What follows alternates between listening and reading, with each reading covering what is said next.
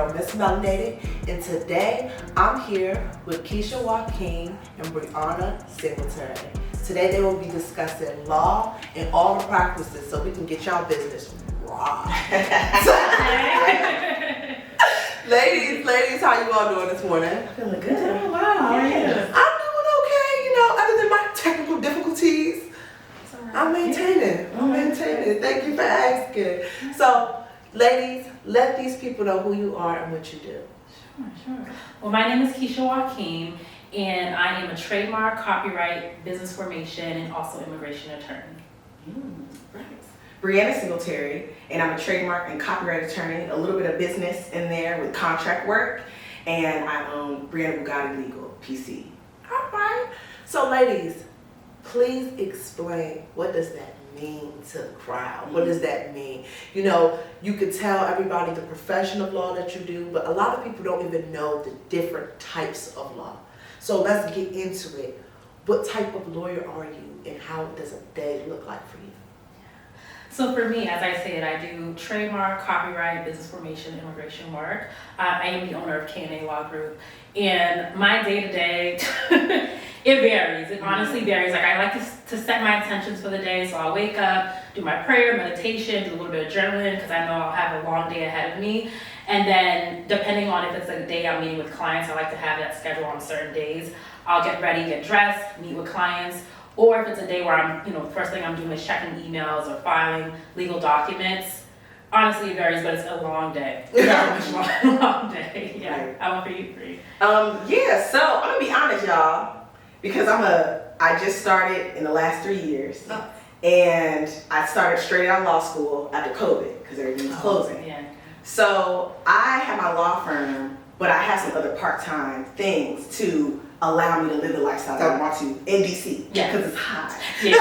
Very hot. Yeah. So I do some litigation contract work, kind of like during the day. I do a little part-time AI training that I just kind of got into for the tech stuff. Yeah, I'm really liking that. And then I also do trademark and copyright. So my day, it's wake up, litigation work first, see what the client needs. Usually it's project by project, and then I'm making sure I can fit the clients in. So kind of like what you were saying with, do I have consultations today? What needs to happen? And then as far as trademark registrations and stuff, I'm checking in timelines. So really it's waking up, a lot of email checking, a lot of seeing what needs to happen, where do I need to move things. I work remote, so there's some flexibility there. Okay. But it is more, trademark, copyright, we're more on the transactional side. So we don't have to go to court, like unless you do litigation, which I don't do that kind of litigation, so I relax. Okay. I like living the life like it's golden. Living the life like it's golden. Okay, so why did you ladies even get into law to start? Why law? Well, I'll say for myself, when I was younger, I always had this passion for some reason, and because I was the youngest child, they always said you're very, argumentative. You love to debate. I felt that. Right. I'm the youngest too. I get that one. Look at y'all not listening to us. Right. Okay. So because of that, and then just being interested in law and seeing a lot of injustice, we grew up in the suburbs, so they would always put my brother, to the side, driving while black. Y'all know how that is. Yeah. So that intrigued me, and I took in high school I actually took a pre-law course, and it was very interesting, the things I was learning about, all the different legalese. I think I actually want to go into law school. I'm like, I love the business side of the law, but then I also want to be sure that I'm a voice, for this injustice that I'm seeing and learning more about, especially everyone else in my family. They were on, the science, medical. I'm like, and I enjoyed reading, which, in law, reading and writing, you're going to be doing that a lot. Okay? All day, every day. So that intrigued me, and that's why I decided to go into law. Yeah. Nice. Okay, so what about you? Ooh, this is an interesting story. It's a little different. So I was in streetwear. I was a streetwear buyer. I went to school for business and design. So got into streetwear. I was a buyer. I was operations. I was growing a small boutique throughout the Southeast. We were growing really nicely. And something happened where the police came and asked for a business license. I didn't know where this business license was. And I had opened different stores in different states. At that point, I was in Georgia. and I didn't realize you had to have it on the outside, or not on the outside, but like on the main window, because it didn't look cute. So I didn't know that you had to do that. Right. So they give me a ticket for running a business without a business license. Like, I'm the owner. I'm like, I'm not the owner, y'all. They're like, we don't care. You get this ticket. Right. So I sent it to the office. They messed it up. A warrant is out for my arrest. I go to the courthouse to check on it. They're like, just come on back. And then I'm like, okay. I was wearing a hat. They take my hat. They take my purse. I said, wait a minute. While I'm sitting over here, everybody else is over there. Yeah. I said, oh my. So at that point, the biggest thing was, I love business, I love art, I love fashion, and I recognized these small and medium-sized businesses had these openings, like where, like, why would this happen? Like, if we had a real legal presence in the business that was growing, I feel like this wouldn't have been missed, right? And as time grew, also I tried to ask for a promotion, and they was like, no. And I said, I don't want to work anywhere where you're going to tell me how much you're going to pay me. I just want to tell you what I'm going to get paid. Right. Okay? So that led me to law school, and trademark and copyright is a subset of, or it's a smaller part of intellectual property. So that's patents, trademarks, and copyrights. In intellectual property, soft copyright or soft intellectual property is trademarks and copyrights. And that is actually what surrounds a lot of the contracts I was looking at, and the vendor agreements and everything in streetwear. Who's using the logo, what licenses are happening, who owns this piece of art that's gonna go on this t-shirt. So that is where I was like, I wanna merge my experience in streetwear with law and have fun and make money. I love that. No, really piggybacking off of what you're saying. Yeah. Keshia, you're a trademark lawyer. Yes. And I feel like you understand a lot of what she just said. Yes. So ladies, break that down for us. Like, what do you see in trademarks that businesses have to be aware of primarily? Going through an experience that you went through. And there's so many people, I always say, like, business is a trend now. Yeah. Like, there's so many people opening businesses and they have no idea how to do business, especially people from our community. There's not so many of us who had successful running businesses for 20, 30 years that their parents are passing down to us. And we're just taking a leap of faith. And it's like, we're going after gut, ambition, strife. And there's a lot of problems that we can run into in Maryland, in DC, in Virginia, especially because we live in that tri-state area that we don't know. So let us know, like, what do you look for in trademarks in business that we can get put onto? Yeah. So when it comes to trademarks, basically what trademark is, it's a source identifier for goods and services. So your business name, your logo, a slogan, that's basically a trademark. And a lot of times people don't have the knowledge. That's another reason why I got into law in this particular area of law as well, because I feel like a lot, like, again, within our community, people don't know, do I need a trademark? I actually had spoken to one client who was running a business, no type of business formation, so she didn't have an LLC because that was the business formation that she needed, and she didn't have a trademark, and she was running it for about 10 years. Big trouble. You're owner of a restaurant, liability issues, your trademark, someone could take the name, then you have to rebrand it. So I feel like that happens a lot, where a lot of times people are like, okay, let me cut corners, I don't think I need a lawyer right now, or I don't have the resources, I don't have the knowledge of how important it is to have these things, but I want to start this business. So they go ahead and start this business, and then legal issues happen, down the line. And like, oh man, like I need an attorney. A lot of times I get people who are in the middle of something like, like I need an attorney right now. Like, oh my gosh, I'm in some trouble. Correct. I need an attorney. So, and that's another reason why too, with these different opportunities, I'm like, this is great so people within our community can know the importance of setting up that proper legal foundation so you can run a successful business. Okay. So what does a proper legal foundation look like? I will say, well, you already touched on it, business formation. So, and you can do a sole proprietorship where you just, Bree's cookies, and I'm selling cookies. And I'm cool with that. But as we continue on, as you're making more money, as you want to be, protected from certain types of taxes, you want to get certain grants or things from the government, you do need, is it an LLC? Is it an S Corp? Is it a corporation? Some of this stuff, you need an attorney to go through with you, because there are differences in every state too. Because I went to school in North Carolina, North and South Carolina, so we have different rules there. So coming here, I had to kind of get acquainted to how you all do it in the DMV area, and Virginia is a Commonwealth state. So it's already a little bit different with that. Like, so there's a lot of things with that formation that you really need. I would say trademarks, because truly and honestly, in the African American community, we really have to go back and recognize that we haven't owned things a lot, right? Yeah. And so this ownership of your logo, of your slogan, it is. And your parents might not know that much, your grandparents might not know that much. When we go back into patents that were stolen, music that was stolen,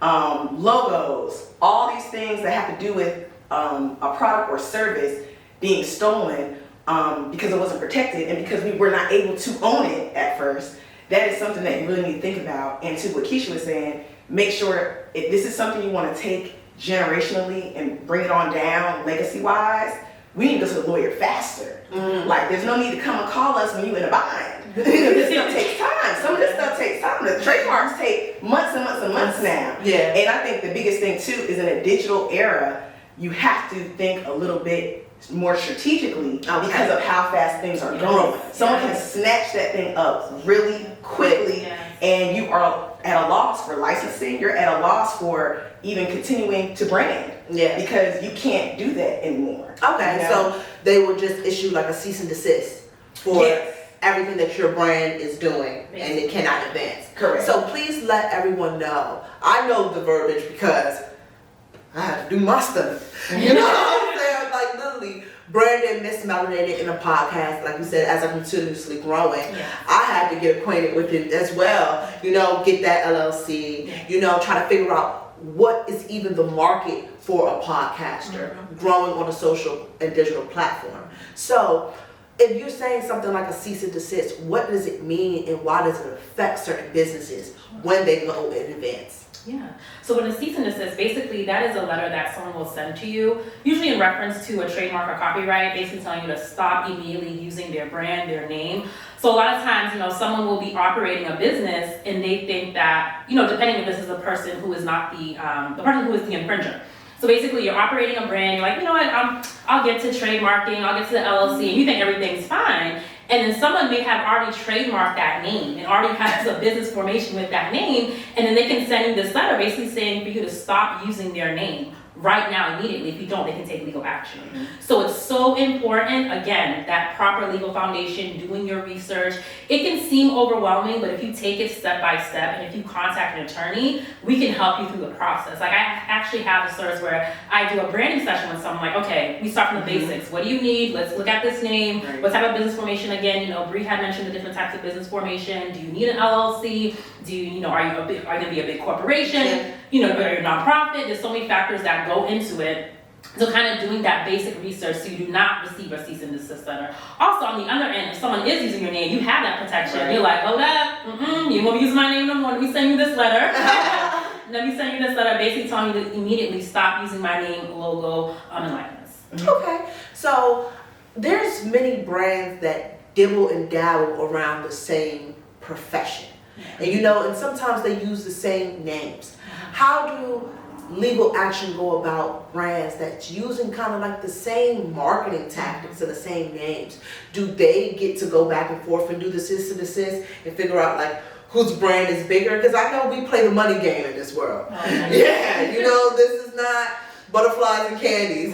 This is the money game. I know there's a lot of brands who are just bigger. Right. And has more legal action to just crush you. It doesn't matter if you had that brand first. It doesn't matter if you were building that name longer. Their money's probably longer. They probably have more lawyers on their team. So what does it look like? And what companies do you guys work with from your own personal experience that you've seen like, okay, even though this legal action is protected, that person can just buy you out or find different legal avenues to simply buy you out? Okay. So I will say, the cool thing about trademark is there's a lot of little loopholes and things. So when it comes to who used what first, who put what first in, and where. So there are things, number one, you being in business, selling a product or service, using a logo, a name consistently to brand. You have a common law trademark, right? So that is like the lowest level. You are not seen as being protected overall, but there is some level of, we understand that you are using this to brand, right? Okay, you also have state level trademarks. So that just means in the state. But federal, which, you know, that's the main thing, you're protected everywhere. But for instance, I think like Burger King or Popeyes or something like that. Let's say Popeyes has their trademark, but there is a Popeyes in Maryland that's been open since 1801. Yeah. I don't know. Something. Okay, and they already had their trademark, right? So Popeyes, the federal one, they can be protected all around everywhere else, but that Popeyes that was there first, and that was protected. Oh, right. So there are some of those nuances. That's why it's important to talk to an attorney. There's some things that happen in there. But as far as the buyouts, as far as you have to have something to be able to be bought out to get bought out. So we still need to be protecting the mark. Right? Okay. So in whatever level that you can, it's so important to talk to an attorney to see what options you have, because this space is wiggly. Okay, and especially with digital, now we're in a digital space with digital real estate. That is not what the court created it for, right? They were talking about you had this land, or you had this, exactly. You sell at this place. That's not what's happening now. You know what I mean? So as these sales get intertwined, you're all over. What does that mean? Does that mean that I have established that I sell in this place and now you can't? Right. Does that mean I haven't? What does that mean? Okay. So it's really taking off of what you're saying, what is your experience now tapping into the digital media world and seeing law in that space? Because like I said, now business is a trend. Some people who have no heart for business, shouldn't be in business, they see everybody getting the LLC, they just want to type online and get theirs too. They're trying to do something. They trying to do something. You know, shout out to the people who try to do something. You know what I'm saying? Get it how you live it. But like, how is it? How have you guys seen, and how do you guys kind of being a lawyer, kind of seeing things a little bit? No, okay, but this person in their business mind or their business approach and how they see business, the longevity of how it can really be, because you know, states allow you to open businesses, put that common law trademark, but statistically, a lot of businesses get knocked off. There's very rarely that businesses goes alive. You know, and that's why they let everyone do it. May the best man win. You know, may the best man win.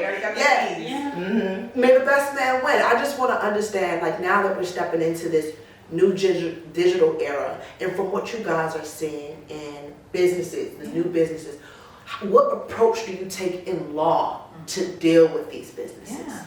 One thing I can mention is in regards to AI.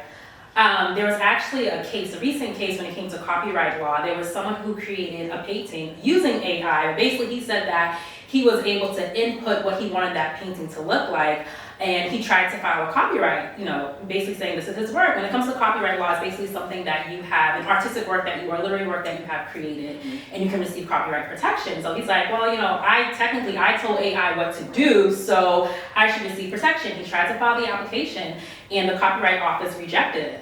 And then he appealed it. He said, no. He's like, how are you guys rejecting this? I was able to use my information, my thoughts, to use AI for this. And they said, no. So right now, that case is still undergoing. They're still trying to figure out what can they do. You know, trying to find that balance with staying with the times, but then also staying true to the statutes and what the laws say. Okay. So right now with that case, it's very interesting. I'm curious to see how they are going to, you know, end up ruling with that case, to see if they will accept people to use AI for copyright protection, or if they're going to continue to stay true to say, no, you cannot use AI. Okay, so based off of your opinion, what do you think? I think currently they're still not open to it. There are a lot of laws I can say, you know, are pretty archaic, if I can be honest. So I don't feel like we'll see change now, but eventually they're going to have to catch up to it. I feel like there is going to be some type of loopholes where they are going to allow these AI, because as we see, AI is everywhere. It's taking over. So they're going to have to come to, I'd say, a happy medium where they allow AI to be here and for it to reflect some of the protection that people are using with AI. Because even within our profession, when AI came to like, there's been people who have used AI to write memos, submit to judges, so there's been a lot of litigation. A lot of trouble has been caused with this, but there's going to have to be some type of happy medium where, okay, we are allowing AI, but we also are allowing the profession and the standards within this profession to live in the same place. Right. Okay. Because law is a very old thing. It's a very old thing. Yeah. So how do you guys see that law is going to catch up, or law is catching up right now, especially in that business, trademark, and creative space? Ooh, I think trademarking is catching up, and I'm going to say because at the USPTO, the United States Patent and Trademark Office, the examiners, they're on another level now. They do not play. And I was like, you could kind of sneak stuff through before. You could kind of mesh maybe add this word from, there's 45 different classes in trademark, maybe add a word from another one, and maybe maybe you word it real cute. Now, absolutely not. I had an experience with one of my clients where her name had a lot of meanings, but there was a play on her name in her mark as well. But the way that the examiner came and sent me a 60-page office action telling me why this can't do this and this can't do that and da-da-da-da-da, and that's another reason why you need an attorney who understands the digital era and who is creative enough, because honey, I had to come up with a memo that was like, wait a minute, y'all, yes, this is a play on it, and it had to do with hair care. And I was like, in the Black community, hair care. I had to go there. And then I had to find the cases to support what I was saying, because I'm like, y'all came for me. It worked out. Her trademark got registered. We happy about it, but that is a process. And that's why you get a lawyer. You have to. And you need someone who can understand, like, they weren't wrong. And them 60 pages, everything was correct. I had to sit and say, it's time to put my law hat on. Time to use that school. Listen, get the time. You gotta do it. But it is like, as the digital age progresses in trademark, I am excited to see, because trademark and copyright, I'll say, I think it's gonna be interesting how much they go away or how much they stay the same, because I feel as though in the world of TikTok dances, that's copyright protection. In the world of logos being thrown out, and then you go to the metaverse and you have creating avatars, creating fashion, creating all this thing. Where is that? The metaverse is not the US. Is that a new place? Do we need a new united front for that? So in the world of creativity, trademark and copyright really are going to have a whole nother level, and it's going to be interesting because at the end of the day, copyright is to protect the creativity of artists, right? Trademark is to protect the goodwill of business. Y'all heard the definition? Get it in y'all mind. If you're running a business and you want it to be successful. You got to, so we'll see what they decide, but with AI, with everything moving, and then the digital community is moving so fast. I mean. Okay, so taking out, ladies, what companies do you guys typically work with on a day-to-day? And what do you guys see from those companies, knowing like, okay, this is from my legal profession or my legal advice, this is how you should move going forward. This is how you should do things. This is how you can basically efficiently grow without stopping you on a legal aspect. Tell us more about that. So I'll say for me, of course, the majority of people I work with are small business owners, and they are in a variety of industries. I have people who are in finance, people who are makeup artists. I have people who own brick and mortar, like smoothie places, like a variety of clients that are podcasters. And one advice I always make sure that I give them is, again, just having that proper legal foundation. Like, they'll come to me like, okay, you know, I heard something about trademark, like someone told me about something about trademarks, like, should I do that? Do I need a copyright? Because a lot of times they'll come and they're like, what do I need? And I also sell contract templates, even though I don't draft contracts, but I'll have those templates available to clients as well. And I was like, okay, make sure you have your proper contracts in place. Make sure that you have, again, you have a trademark, you have a copyright, those are the things you need. Or if you need a patent, I don't do patents, but at least that's something I'll tell them to do. So even if it's an area of law that I don't practice, I at least will give them advice of here's the proper legal foundation that you need in place. Because honestly, in order to be successful, it just goes back down to it. You need to have the proper legal foundation. Even now, some investors are looking to see if you have a trademark. They may want to invest in your company and they see that you have put money into your company, that you are actually passionate about this, and like, okay, we're more willing to give someone money that has a proper legal foundation in place compared to someone who does not. And also when it comes to starting a business, a lot of times people, they'll complain about the funds, which I understand. You're a small business owner, you don't have the funding for it, I get it. There are a lot of resources out there where you can get funding. SBA, they're always having all these free webinars. They actually even have a free mentoring program called SCORE, where you can get a free business mentor to help you walk you through the process. So even if you're like, well, I don't have the funds, well, you can go to these free resources and make sure you do your research. So when it is time, even if you can't start your business now, but at least start doing the research, start doing all the behind the scenes to set that proper legal foundation. So when it is time to start your business, you're able to do that, and then your business will be able to be successful and also be able to grow. All right. Yeah. Yes, small businesses, individuals, startups. I had, I was more in an advisor role, but for like a tech startup that they sell shoes. So a lot of people from my past of streetwear, they will come when they go off and do their own brand or create their own showroom, things like that. And then a little bit in beauty. And I'm trying to think some other maybe like non-profit or like educational based businesses, but usually small, like less than 50 people less. That's usually who comes to me. Yeah, it really is. When they come, you have some that are just looking around. That are like, I heard about this. Let me see. So I love to do consult with them before anything.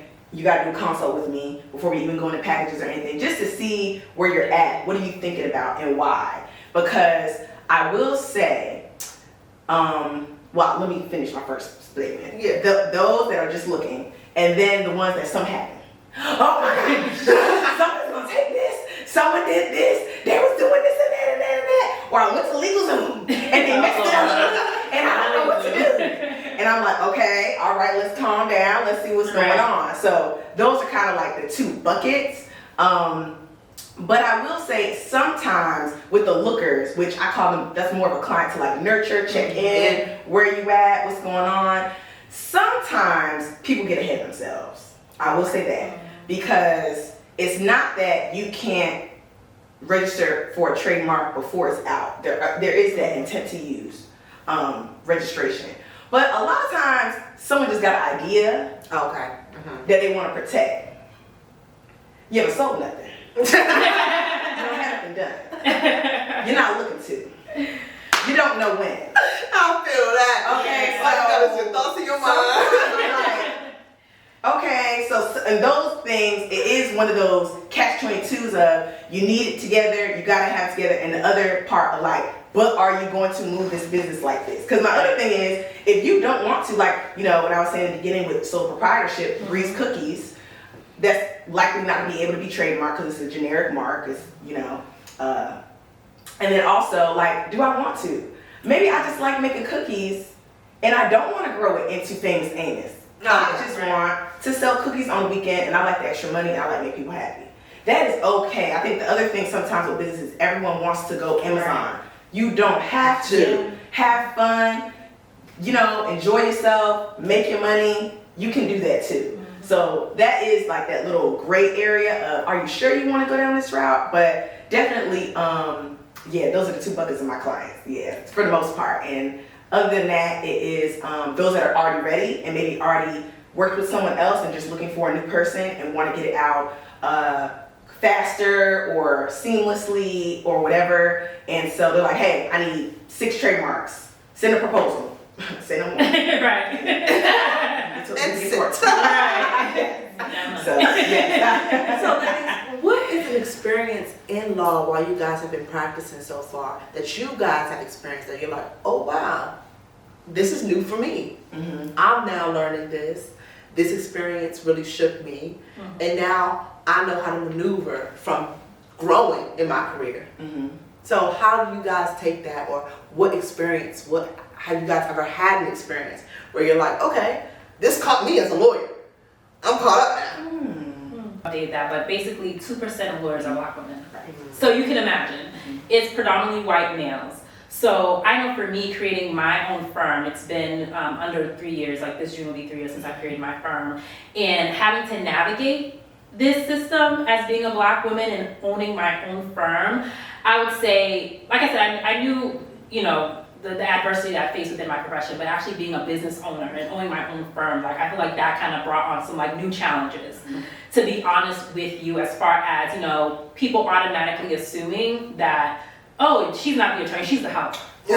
Listen. She is the help. Yeah, that happens a lot, you know, when you go into different cases, because, you know, as I do business law, but I also do immigration cases as well. So there's times where I've had to go in to litigate for my clients, and, you know, the opposing counsel is like, oh, well, you know, where is the attorney? Where's the attorney? Oh, I'm right here. She's here. Right. So having, and not knocking down, you know, being a legal assistant or paralegal, because I worked my way up. I started off as an unpaid legal intern, and I've been in this industry for 15 years now.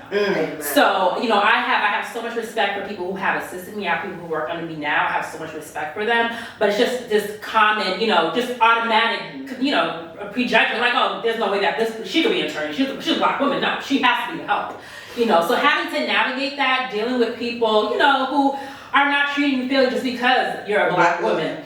So I would say that is something that is still a challenge, honestly. It's still a day-to-day challenge depending on, you know, who you're dealing with. And even certain clients, I'm like, well, you know, I went to, you know, another attorney first because I thought that attorney could help me. It was a white male, but they screwed me over. So, you know, it's just like, you know, for them to automatically, you know, think, let me go to this white male attorney compared to going to a Black woman, you know?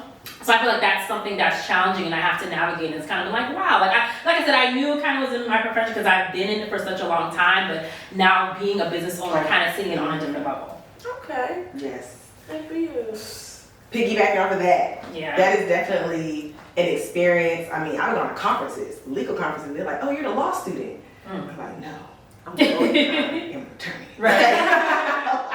And again, that is something that is very interesting to maneuver. And I'll say, even on a more personal note, law school does not teach you how to own a law firm. No. Law school does not teach you how to make money in law. Law school teaches you how to put what's in this book into this fact pattern, right? So I will say the biggest thing for me was asking for my money. Really, and also in running your own firm, you also have to do, because at first I was like super low, like barely, because it's like, oh my gosh, I have to compete with these other people, so people come to me. And what I realized was, not only was I'm getting frustrated with my clients, because here they go calling again. Dang, didn't I just answer this question? So once I adjusted my prices, and once I really had to get into my mind, there's a worthiness thing in this, there's a confidence thing in this, there's the imposter syndrome in this, because it's like, I'm going to ask you for these thousands of dollars just off of me.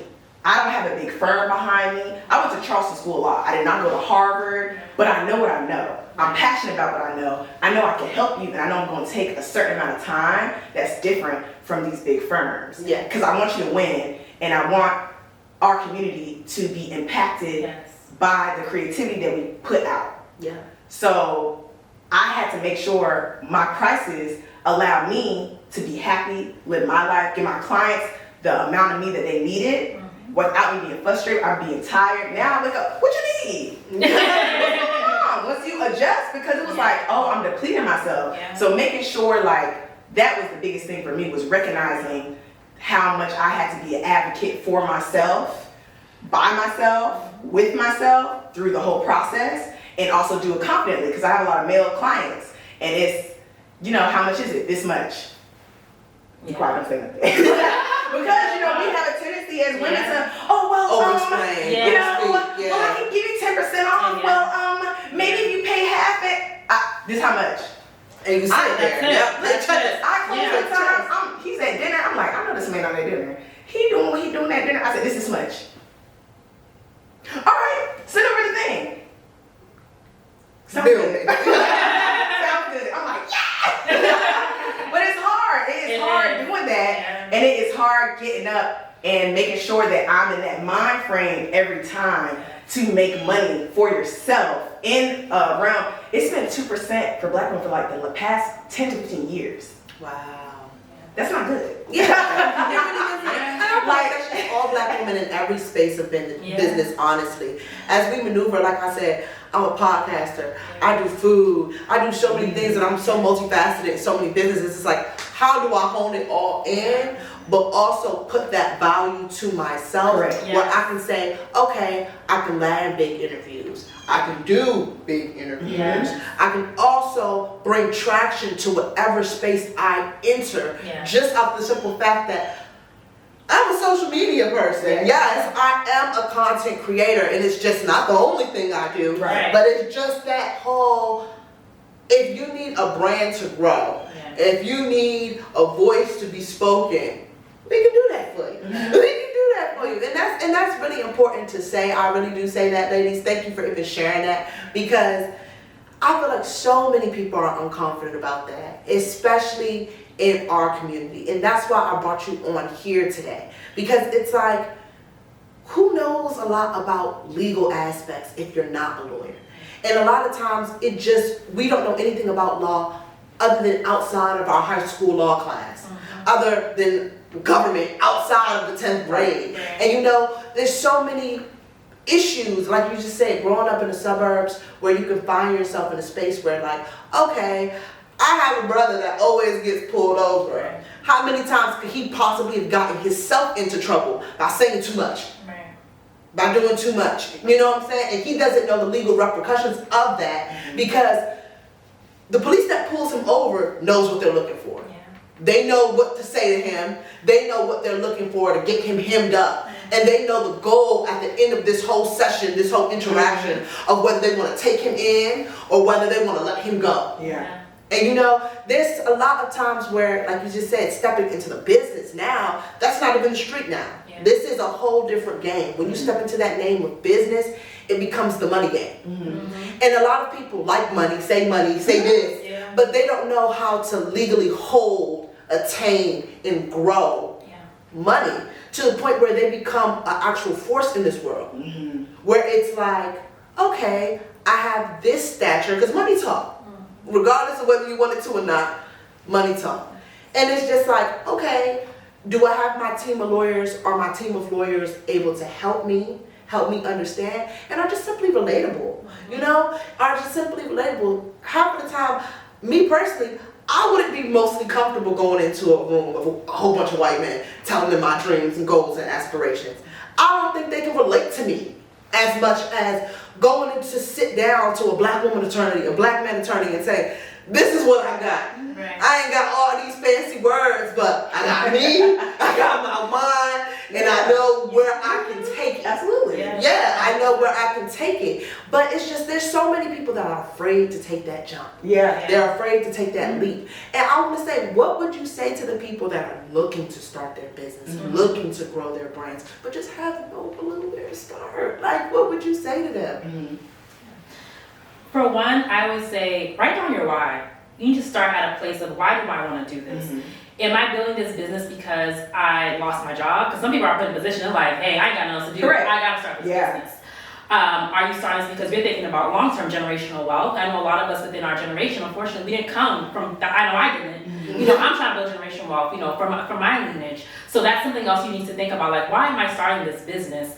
This is something I'm passionate about. I feel like, you know, I'm great at this skill. This is a hobby that I like, and I want to start a business. So really going down to, okay, this is my why I'm starting this business.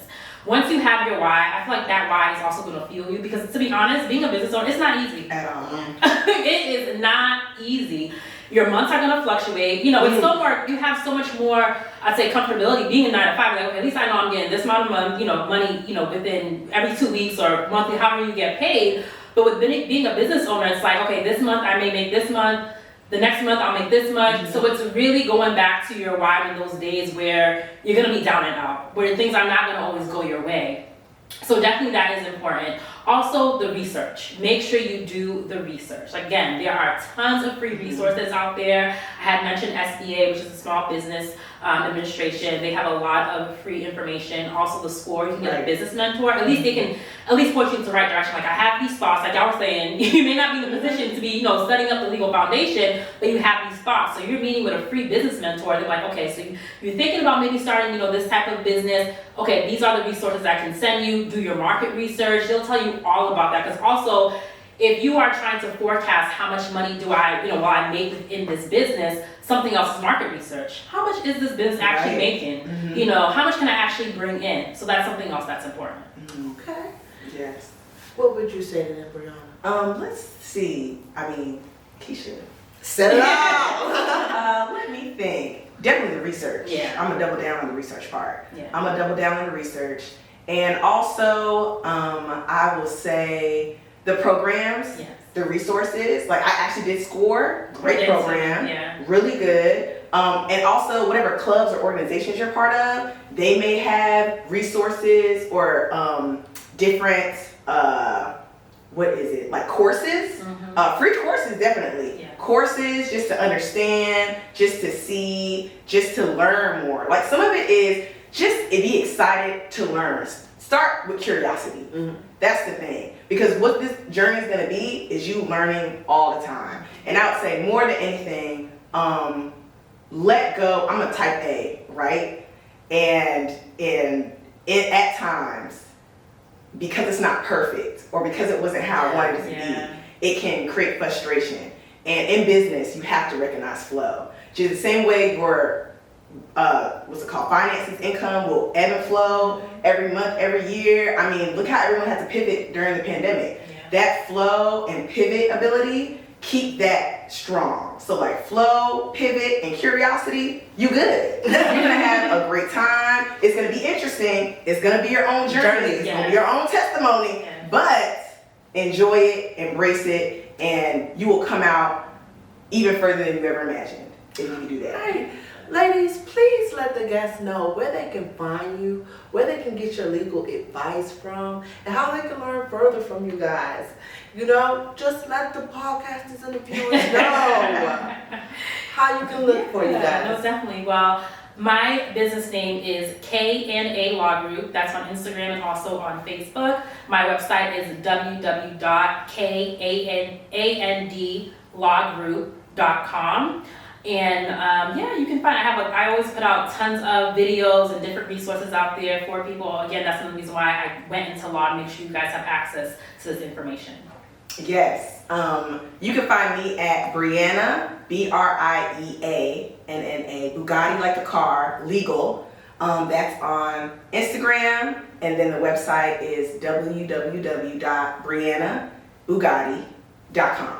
And you'll find all the information about my consultations, everything. I think I have a Facebook page too, maybe, but Instagram. Stay on Instagram.